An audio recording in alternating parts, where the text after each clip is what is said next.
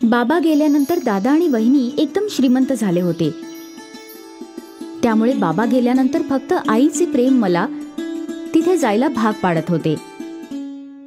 तिथे गेल्यावर मात्र वहिनी फुगून बसत होती.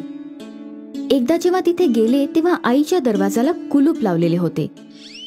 वहिनी, आई कुठे आहे? लगेच शोधते. कैकदा न सांगताच घराबाहेर जातात, मग शोधत बसा. बेटा, कमीत कमी 2-4 महिन्यात 1-2दा भेटून जात जा. एकाच शहरात राहून सुद्धा खूप महिन्यांनी येतेस. आई, माझी बिलकुल इच्छा नाही की मी गेल्यावर तुझ्या सुनेनी तुझ्यावर माझा राग काढावा. तू आलीस की खूप बरं वाटत राहतं. तुझे वडील होते तेव्हा या घरात सगळ्यांचे येणं जाणं असायचं. आता कोणी साधं ढुंकूनही बघत नाही. नीरूने आपल्या बॅग मधून गपचूप लोणच्याची बाटली काढली आणि आईला दिली. आईची नजर लोणच्यावर पडताच तिच्या डोळ्यात चमक आली आणि तिच्या डोळ्यातून अश्रू ओघळायला लागले. तिने आईचे ओघळणारे अश्रू पुसले आणि थोड्याच वेळात तिच्या लक्षात आलं की हे अश्रू हिऱ्यात बदललेत. आई, हे काय आहेत? हे तर हिरे आहेत. काय, तू खरंच सांगतेस? मला तर डोळ्यांनी कमी दिसतं. आई, तुझी चादर कोण बदलतं? ते तर माझी सूनच करते. माझ्या खोलीत ती कोणालाच येऊ देत नाही. बाहेरून कुलूप लावलेलं असतं. आई, हे कुलूप कधीपासून लागतं? जेव्हापासून या डोळ्यांना दिसायचं बंद झालंय. आई, यावेळी तू माझ्या सोबत चल. तुझ्या दादाला विचार, ही लोक मला कुठेच जाऊ देणार नाहीत. थोडा आवाज ऐकून बाहेर जाऊन बघितलं तर बाहेर नीलम वहिनी चहा घेऊन उभ्या होत्या. मला तर वाटतंय की ही आईला आपल्या सोबत घेऊन जायला आली आहे. जर आई निघून गेली तर तिच्या डोळ्यातून येणाऱ्या अश्रूंचे रहस्य सगळ्यांनाच कळेल. दुसऱ्या दिवशी आईचा नाश्ता तिच्या खोलीत पोहोचवण्यात आला. आई, तुम्ही पण चला, आमच्या सोबत नाश्ता करा. तिने त्यांची प्लेट आणून त्यांच्या टेबलवर ठेवली. नाही बेटा, मी तिथे नाही खात. मला माझा नाश्ता जमिनीवरच दे. सांडला तर टेबल घाण होईल. घरात एवढे नोकर चाकर आहेत आणि तू फक्त एवढ्या करण्यासाठी खाली बसून जेवतेस की टेबल घाण होईल. चल, मी पण जमिनीवर बसून खाणार. तिने आई सोबत आपली प्लेटही ठेवली. दादा तयार होऊन आला आणि तो म्हणाला, नीरू, तू जमिनीवर का बसली आहेस? सहजच आई सोबत जमिनीवर बसले. तुम्ही जेव्हा दादा, मी काही महिन्यांसाठी आईला माझ्यासोबत घेऊन जाऊ इच्छिते. माझी मुले सुद्धा आजीच्या हातचे लोणचे लाडू खातील. आईच्या हातचे लोणचं किती प्रसिद्ध होतं. आसपासचे सगळे आईच्या हातचे लोणचं बनवून घेत असतात. काही दिवसांसाठी कशाला? कायमचे घेऊन जा. तुझी पण तर आई आहे. काय बोलताय तुम्ही? आई आता कुठेच जाणार नाहीत. ज्याला भेटायचं आहे तो इथेच येऊन भेटेल. ठीक आहे, मग मीच थांबते. तिच्या लक्षात आलं होतं की आई दुसरीकडे गेली तर यांना हिरे कसे मिळणार. आई सोबत तिच्या खोलीत येऊन रडताना, आई, तू काहीच का बोलत नाहीस? मुली, जे 2 वेळचं जेवण मिळतं ते पण बंद होऊन जाईल. तुझ्या पेन्शनचे पैसे कुणाकडे असतात? मागून नीलम येऊन सांगते, ताई, पेन्शन पेक्षा जास्त आईच्या औषधावर खर्च होतो. पोट एवढे हलका आहे की काहीच पचत नाही. एवढं चोचले की स्वयंपाक घरातून मुलांकडून मागवून खातात. नीलम निघून गेली.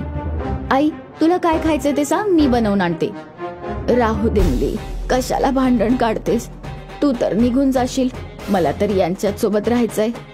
नाही आई, तू सांग ना हवं ते, मी बाजारातून घेऊन येईन. ठीक आहे, जा आणि माझ्यासाठी कचोरी आणि जिलेबी घेऊन ये. सोबत चटणी पण घेऊन ये.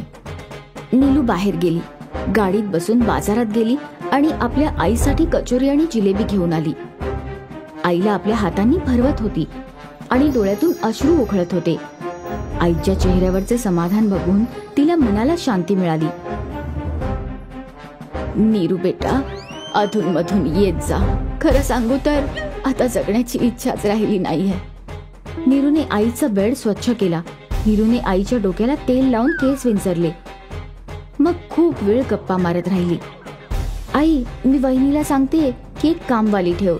तुझे कपडे तर धुवून देईल. तेवढ्यात नीलमचा कर्णकर्कश आवाज आला. दीदी, तुम्हाला काय वाटतंय? आत्ता मनात आणलं तर कामवाल्यांची इथून तिथपर्यंत लाईन लावेन, पण आईचे कपडे तर जवळपास दररोजच घाण होतात. नीरू शांतपणे ऐकत होती. आणि समजून गेली की कामवाली हिऱ्यांचे रहस्य जाणून घेईल, त्यामुळे ठेवत नाही. काही बोलू नाही शकली. आई तिथून निघून जाऊ लागली. ती बाथरूमला गेली. तिच्या खोलीतल्या इंडियन टॉयलेट मध्ये गेली. आई, त्या बाथरूम मध्ये का जात नाहीस? एवढा हट्ट करून दुसरं बाथरूम बनवून घेतलं होतंस की म्हातारपणी आराम मिळेल. ताई, तुम्ही तर 4 दिवसांसाठी आलात. तुम्ही इथे राहिलात तर कळेल. आई पूर्ण बाथरूम खराब करतात, त्यामुळे तेच बाथरूम त्यांचं आहे. जाऊ द्या त्यांना तिथे. वहिनी, पण ते बाथरूम तर त्यांच्यासाठी तेच योग्य आहे. तेवढ्यात आई आली. नीलू खूप बेचैन झाली होती. तिला कळत नव्हते काय करावे. संध्याकाळी जसा तिचा भाऊ आला, दादा तू तर आईचा आपला मुलगा आहेस ना, तुला यायला उशीर होत होता तर आई जेवत नव्हती. बाबांच्या बोलण्यावर नाराज होत होती. कधीतरी आईची काळजी घे. तुला काय वाटतं, आम्ही आईची काळजी घेत नाही? तिला औषधं देत नाही? आईचे डोके बिघडले आहे. कोणी तिच्यासाठी काहीही केले, किती जरी केले तरी ती तक्रारच करत असते. ते तर मी पण बघतेच आहे. ठीक आहे, मी उद्या जाते. आईची तब्येत बिघडली तर मला कळवत जा. दादा त्याच्या खोलीत निघून गेला. दुसऱ्या दिवशी नीरू परत निघून गेली. एका महिन्यानी एक बातमी आली की आई दवाखान्यात आहे. ती ताबडतोब दवाखान्यात निघून गेली. आई अंथरुणाला खिळली होती. आई, डोळे उघड, मी आले. बघ, तुझी मुलगी नीरू आली आहे. आई उठ ना. एकदा तिने पापण्या मिचकावल्या आणि डोळे उघडले. डोळ्यातून अश्रू येत होते. नीरूने अश्रू पुसलेत. हिरे उचलून ठेवलेत. आई, काय त्रास आहे? आईने पोटावरून हात फिरवत म्हणाली, मला भूक लागली आहे, काहीतरी खाऊ घाल. नीरूने जसं तिच्या तोंडात आपल्यासोबत आणलेला रोटीचा पहिला घास भरवला, आईचे डोळे हळूहळू मिटू लागले आणि ती चिरनिद्रेत विलीन झाली. डॉक्टर, नर्स, बघा ना, आई काहीच बोलत नाहीये. डॉक्टरने येऊन तिच्या आईचा चेहरा झाकला.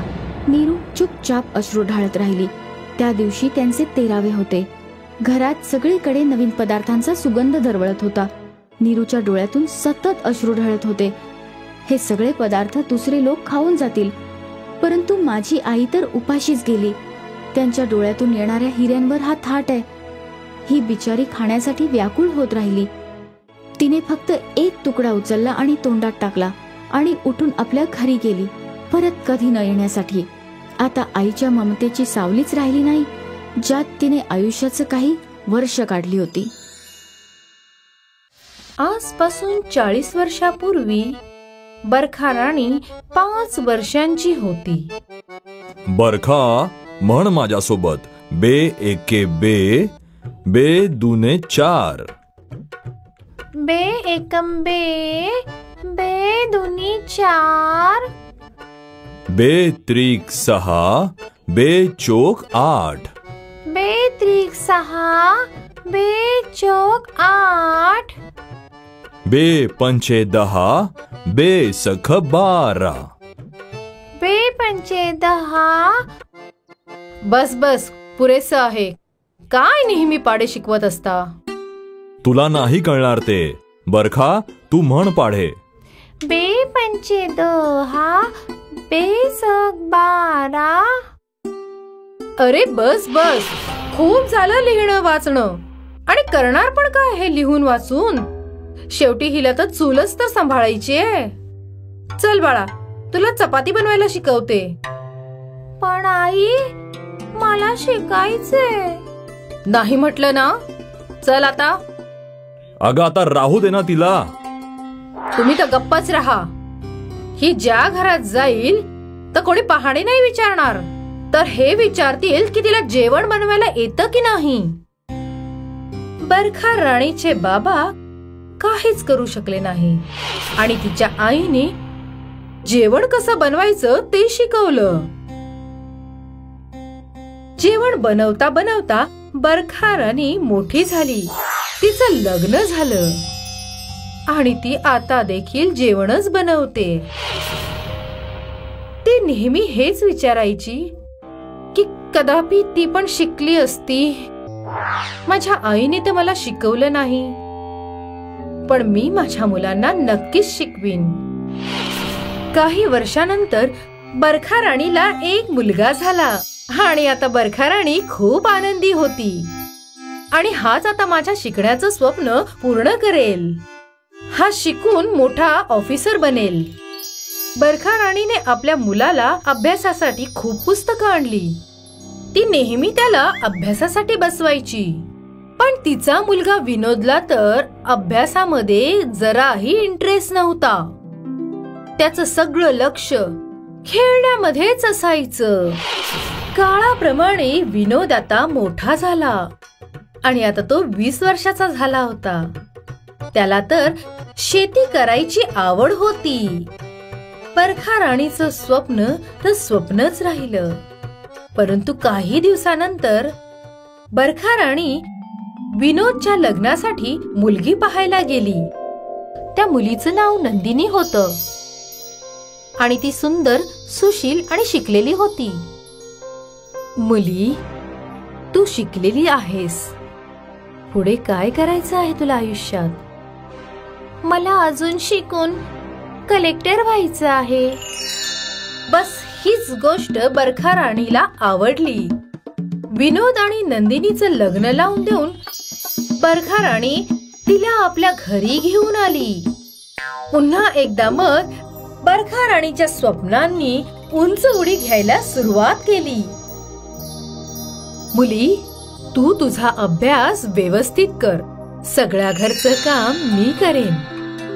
परंतु तू आपल्या अभ्यासावर लक्ष दे. आपल्या सासूच्या समर्थनाने नंदिनीने आपला अभ्यास पुढे चालू ठेवला. ती नेहमी पुस्तकं घेऊन वाचत बसायची आणि बरखा राणी सगळ्या घरचं काम सांभाळायची. एके दिवशी बरखा राणीच्या घरी तिची मोठी जाऊ आली. बरखा, अरे ए बरखा. नमस्कार करते मोठ्या सासूबाई. आयुष्यमान भव. बरखा राणी आणि तिची मोठी जाऊ आपसात गप्पा मारत बसल्या होत्या. सुनबाई, एक काम कर. आमच्या दोघींसाठी एक थंडगार लस्सी बनव. खूप गरम होत आहे. आताच आणते. तू थांब सुनबाई, मी घेऊन येते. आणि तसही ताईंनी कित्येक वर्षांपासून माझ्या हातची लस्सी नाही प्याली. बरखा राणी लस्सी बनवायला स्वयंपाकघरात निघून गेली आणि नंदिनी पुन्हा आपली पुस्तकं घेऊन बसली. हे सगळं पाहून बरखा राणीची मोठी जाऊ आश्चर्यचकित झाली. बरखा राणी लस्सीचे 2 ग्लास घेऊन आली. हे घ्या ताई. हे चांगलं नाहीये. का? लस्सीमध्ये काही गडबड? मी लस्सीचं नाही तर तुझ्या सुनेबद्दल बोलत आहे. ती इकडे मजेमध्ये बसली आहे आणि तू सगळ्या घरचं काम करते आहेस. एकदा का जर हिला अशी सवय झाली तर समजून जा, ही तुझी कधीच सेवा करणार नाही. नाही ताई, असं काहीच होणार नाहीये. आणि ती बिचारी आराम कुठे करतेय? ती तर अभ्यास करतेय. मला तर हेच काही समजत नाहीये की तू आपल्या सुनेला का शिकवत आहेस. मी ते नाही शिकू शकले तर कमीत कमी माझी सून तर शिकेल. मोठ्या जावेने बरखा राणीला खूप समजावण्याचा प्रयत्न केला, परंतु बरखा राणीने तिचं म्हणणं ऐकलंच नाही. एके दिवशीची गोष्ट आहे. बरखा राणीचा मुलगा तिच्याशी बोलायला आला. आई, हे नंदिनीचा अभ्यास करणं गरजेचं आहे का? का? काय झालं? काही नाही, गावातले सगळेजण मलाच बोलतात की माझी बायको अभ्यास करते आणि माझी आई दिवसभर सगळी कामच करत असते. तू लोकांच्या सांगण्याला ऐकू नकोस. बरं हे सांग की मी तुला कधी शेती करताना अडवलं आहे? नाही. कारण की ते तुला पसंत आहे आणि नंदिनीला शिकणं पसंत आहे. मी तिला कसं अडवू शकते? हे तर तुला माहितच आहे की मलाही शिकायची इच्छा होती, परंतु शिकू शकले नाही. तू पण तर नाही शिकू शकलास. कमीत कमी तिला तरी शिकू दे. ठीक आहे आई. बरखा राणीने आपल्या मुलाला पण समजावून सांगितलं नंदिनीने IAS ची परीक्षा दिली आणि पास होऊन ती त्या जिल्ह्याची कलेक्टर बनली. जेव्हा कलेक्टर बनल्यानंतर नंदिनी बरखा राणीचा आशीर्वाद घेण्यासाठी आली तेव्हा बरखा राणीचे डोळे ओलावले. आई, हे सगळं काही फक्त तुमच्यामुळे झालंय. बरखा राणीने आपल्या सुनेच्या कपाळाचे चुंबन घेतले. आता जेव्हा बरखा राणी गावामध्ये फिरायची तेव्हा तिला गर्व असायचा की तिची सून कलेक्टर आहे. तर मुलांनो, अशा प्रकारे एका सासूने आपल्या सुनेला कलेक्टर बनवलं आणि शेवटी बरखा राणीचं स्वप्न तिची सून नंदिनीने पूर्ण केलं.